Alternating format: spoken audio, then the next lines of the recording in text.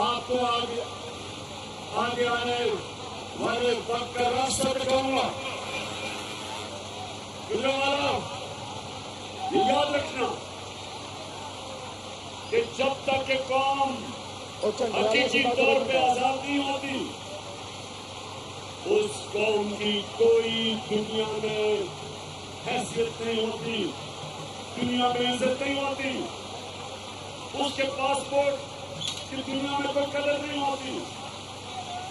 क्योंकि गुलाम कौम ऐसे है जैसे मौलाना रूमी ने कहा था इंसानों को कि अल्लाह ने जब तुम्हें पर दिए, अल्लाह ने जब तुम्हें परवाज के लिए पर दिए तो क्यों चूंटियों की तरह जमीन पे रींग रहे हो। जो कौम गुलाम होती है वो कीड़े मकोड़ों की तरह रहती है, उनके हकूक नहीं होते, उनके लोगों की इज्जत नहीं होती। आजम स्वाति जैसे लोग सेनेटर, उनके ऊपर जुल्म और तशद्दुद होता है। आम आदमी थाने और कचहरी में रोता है, उसको बुनियादी हुकूक नहीं होते क्योंकि वो गुलाम होते हैं। उनके फैसले बाहर से स्क्रिप्ट मिलती है कि आपने रूस से तेल नहीं लेना क्योंकि सस्ता तेल मिल रहा है हिंदुस्तान को रूस से, लेकिन गुलामों को इजाजत नहीं पाकिस्तानियों को कि सस्ता तेल रूस से लेके महंगाई कम करें, क्योंकि गुलाम है। जो हुक्मरान है वो फैसला करने से पहले अमेरिका से NOC लेते हैं कि सर हम ये कर सकते हैं, तेल ले सकते हैं या नहीं। तो मैं गुजरावाला आपके पास आज सारा दिन आपको एक चीज बताऊंगा कि अल्लाह ने हमें कैसे आजाद किया। जब अल्लाह कहता है, जब अल्लाह के सामने अब दावा करते ला इलाहा इल्लल्लाह, अल्लाह तेरे सिवा किसी के सामने नहीं हम झुकते, ये दावा है आजादी का।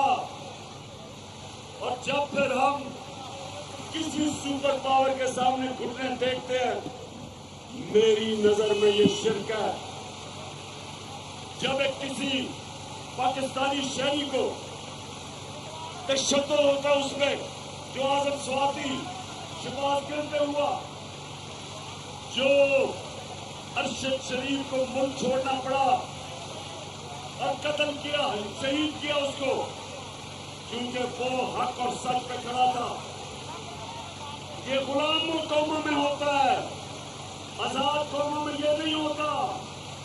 आजाद कौमों के हुकूक होते, जियारियों का अदालतें उनके बुनियादी हुकूक की हिफाजत करती है। और दूसरी चीज गुजरावाला, मैं वो पाकिस्तानी हूं जिसने अपने मुल्क को टूटते देखा था। ईस्ट पाकिस्तान हमारे से ज्यादा हुआ था। मैं ईस्ट पाकिस्तान अंडर-19 का मैच खेलने गया, हमें पता ही नहीं था कि वहां कितना गुस्सा है ईस्ट पाकिस्तान के लोगों को। क्यों गुस्सा था?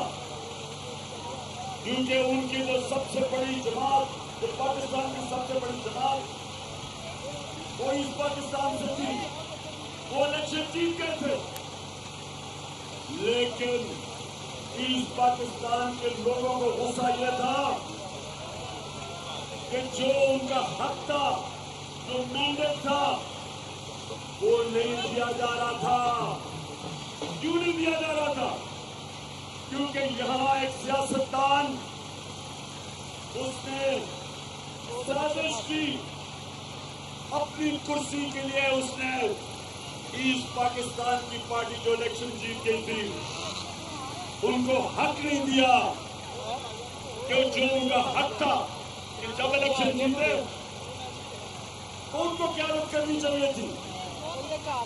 وہ اس سیاستدان نے پاکستان کی فوج کو اس پارٹی کے خلاف کھڑا کر دیا اور نتیجہ یہ ہوا کہ پاکستان ٹوٹ گیا, ہمارا ملک تباہ ہو گیا. آج پھر یہ جو لندن میں بیٹھا ہوا بھگوڑا ہے اور اس ملک کی سب سے بڑی بیماری زرداری, یہ دونوں ڈاکو مل کے کوشش کر رہے ہیں کہ پاکستان کی سب سے بڑی جماعت اس کو ملک کی اسٹیبلشمنٹ کے خلاف کھڑا کرے, اسٹیبلشمنٹ کو, فوج کو بڑی جماعت کے خلاف کھڑا کرے. یہ سازش ہے, یہ ملک کے خلاف سازش ہے. اور سن لو, ہم عمران خان کی جینا مرنا پاکستان میں, عمران خان نے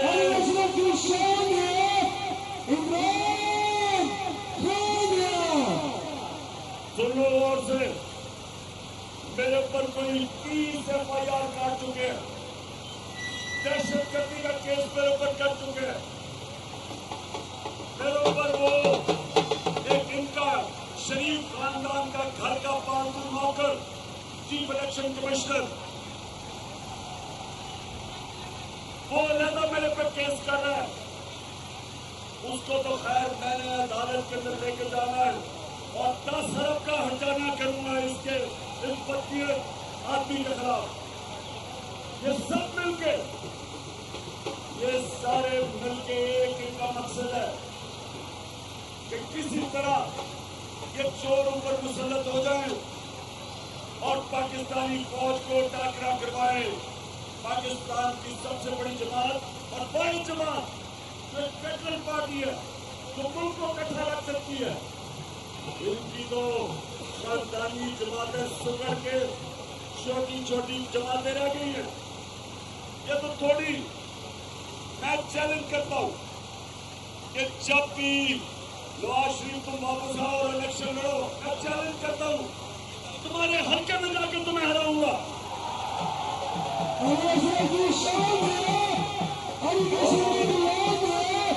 اور سرکاری تم اور تمہارا دیسی بلیتی بیٹا جو انگریز کی طرح اردو بولتا ہے, بارش آتا ہے تو پانی آتا ہے. 14 سال میں اردو نہیں سیکھ سکا. میں سندھ آ رہا ہوں, مجھے ذرا ادھر سے فارغ ہونے دو. سرداری تمہارے پیچھے میں سندھ آ رہا ہوں, جاری کر لو. سندھ کے لوگوں کو سب سے زیادہ آزادی کی ضرورت ہے, سب سے زیادہ ظلم سندھ کے لوگوں کے اوپر ہے. تو انشاءاللہ ہم وہ جماعت ہے اور میں وہ سیاستدان ہوں جس نے ملک سے باہر نہیں بھاگنا. میں نواز شریف نہیں ہوں کہ ہر وقت جب اس کے اوپر کوئی کیس ہوتا ہے پہلے مشرف کے گھٹنے گوٹے پکڑ کے NRO لے کے باہر بھاگ گیا, پھر NRO لے کے واپس آیا, پھر یہاں ڈاکے مارے, پھر جب وقت آیا احتساب کا پھر اس نے اپنے رزلٹ جو اس کے میڈیکل رزلٹ تھے وہ میں بھی دھاندلی کی اور اس کے بعد جماعت کر کے پھر باہر بھاگ گیا. اور آپ انتظار کر رہے ہیں کہ جناب بڑے طاقتور اسٹیبلشمنٹ سے اس کو NRO ملے گا اور یہ واپس آ جائے گا جس طرح منی لانڈرر اسحاق ڈار واپس آ گیا. نواز شریف تم سب, میں اپنی ساری قوم کو آج کہہ رہا ہوں کہ انشاءاللہ ہم سب مل کے ڈاکو نواز شریف کا استقبال کریں گے اور سیدھا ایئرپورٹ سے تمہیں اڈیالہ جیل لے کے جائیں گے. اور میری قوم سن لو, یہ وقت ہے اپنے آپ کو حقیقی طور پہ آزاد کرنا, اور آزاد ہم کریں گے انصاف کے ذریعے ہم اس ملک میں قانون کی بالادستی کے لیے جنگ لڑتے رہیں گے، انصاف کے لیے جنگ لڑیں گے، تاکہ قانون کے سامنے سب ایک برابر ہو۔ یہ نہیں کہ بڑا ڈاکو ملک لوٹ جائے، پیسہ باہر لے جائے اور اس کو NRO مل جائے، اور بیچارہ چھوٹے لوگ، غریب لوگ، مہنگائی، بے روزگاری میں، مجبوری میں وہ چوری کرے تو جیلوں میں کل سال ہے۔ لوگ حضرت علی رضی اللہ تعالیٰ نے فرمایا تھا کفر کا نظام چل جائے گا لیکن ظلم اور ناانصافی کا نظام نہیں چل سکتا۔ پاکستانیوں یہ نظام نہیں چل سکتا، اس کو بدل کر دے، ہم نے اس کو بدلنا ہے۔ جب کہتے ہیں کہ کون بچائے گا پاکستان، عمران خان نہیں بچائے گا، آپ بچائیں گے پاکستان کو، آپ میرے ساتھ مل کے اس ملک کو آزاد کریں گے۔ اور آزادی سن لو، نبی صلی اللہ علیہ وسلم نے مدینہ کی ریاست میں انسانوں کو آزاد کیا تھا، سب سے پہلے عدل اور انصاف قائم کر کے۔ عدل اور انصاف انسانوں کو آزاد کرتا ہے، نہیں تو انسان چونٹیوں کی طرح زمین پہ رینگتے ہیں، اوپر پرواز نہیں ہوتی انسانوں کی جو غلام ہو، جدھر انصاف نہ ہو۔ اللہ نے بار بار قرآن میں حکم کیا کہ میری زمین پہ انصاف قائم کرو۔ یہ انصاف نہیں ہے کہ اعظم سوادی 75 سال کے سینیٹر کو تشدد کرو، جیل میں، اس کے گھر میں جا کے اس کی چوٹی اور پوتوں کے سامنے اس کو مارو، اس کے کپڑے اتارو، اس کو ذلیل کرو، اس کو تشدد کرو۔ آج سارے اعظم سوادی کی پریس کانفرنس اپنے موبائل فون پہ دیکھو ان سے کیا ظلم ہوا ہے۔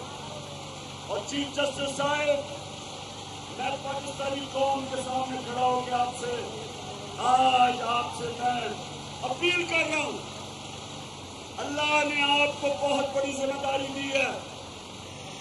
چیف جسٹس آف پاکستان کا مطلب کہ ذمہ داری آپ کی کہ آپ اعظم سوادی، شہباز گل، جمیل فاروقی جیسے لوگوں کو، آپ کا کام ہے ان کو انصاف دینا۔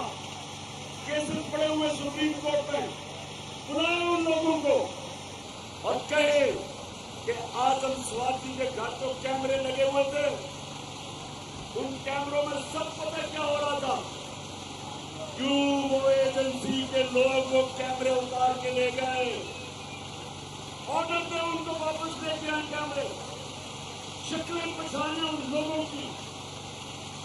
یہ سرکاری نوکر نہیں، یہ مجرم ہیں جنہوں نے ان کو مارا، گھر میں آ کے پوتی اور پوتیوں کے سامنے ان کو مارا، ایک سینیٹر کو مارا، اور وہ کیا کہہ رہا تھا، اس کی آزادی رائے اس سے پاکستان کا اجازت دیتا تھا۔ وہ کوئی دشمن نہیں تھا، وہ کوئی غدار نہیں تھا، وہ کوئی دہشت گرد نہیں تھا۔ تو میں چیف جسٹس صاحب، یہ جو ہماری حقیقی آزادی کی تحریک ہے، ہم آپ کے طرف اور پاکستان کی عدلیہ کی طرف دیکھ رہے ہیں، ساری قوم دیکھ رہی ہے کہ آپ نے اس ملک میں قانون کی بالادستی قائم کر دی۔ آپ نے سب نے میرے ساتھ کھڑے ہو کے حلف لینا، آپ نے سب اپنا ہاتھ اٹھانا ہے اور اونچا میرے بعد فیصل آگے بولے گا، آپ نے سب نے اونچی آواز میں بات کرنی۔ یہ شروع کرتے ہو۔ بسم اللہ الرحمن الرحیم۔ ہم اٹھاتے ہیں کہ ہم پاکستان کے آئین کی ہمیشہ پاسداری کریں گے۔ ہم کبھی بھی اللہ کے سوا کسی کے سامنے نہیں جھکیں گے، اور ہم حقیقی آزادی کے اس جہاد میں آخر تک عمران خان کے ساتھ جدوجہد کریں گے. اللہ ہم سب کا حامی و ناصر ہو. آمین.